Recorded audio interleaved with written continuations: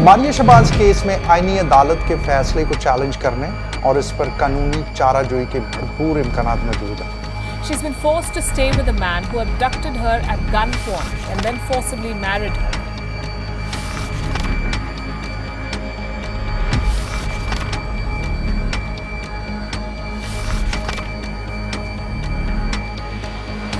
इस केस पर आगे काम कैसे किया जा सकता है, जानने के लिए इस वीडियो को आप आखिर तक देखिएगा।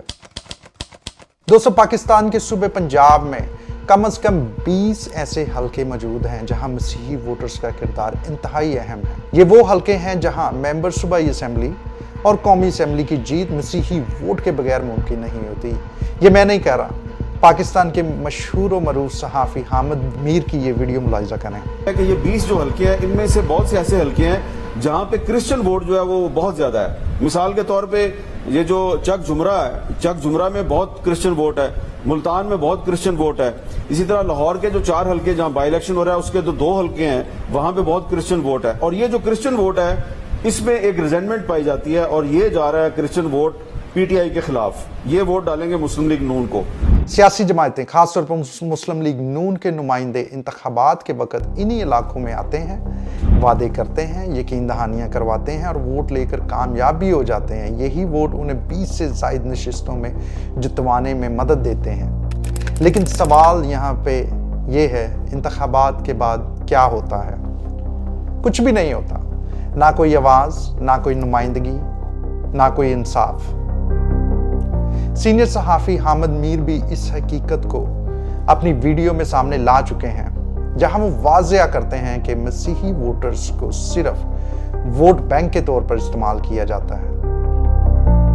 तमाशा बनाया हुआ है इन्होंने। असल मसला ये है कि हमारी कम्युनिटी के पास मजबूत सियासी क़यादत मौजूद नहीं है, और जब क़यादत कमज़ोर हो तो हकूक़ भी कमज़ोर हो जाते हैं। अब वक्त आ गया है कि हम अपनी ताकत को पहचानें। इन्हीं 20 हलकों में रहने वाले मसीही वोटर्स अगर मुत्तहिद हो जाएं और अपने नुमाइंदों के पास जाकर ये वाज़िया पैगाम दें कि अगर आप आईनी अदालत के फैसले को तब्दील नहीं करते, अगर आप हमारे हकूक़ के लिए खड़े नहीं होते, तो जाओ असी तनु वोट नहीं देना, असी किसी होर नूं वोट देना।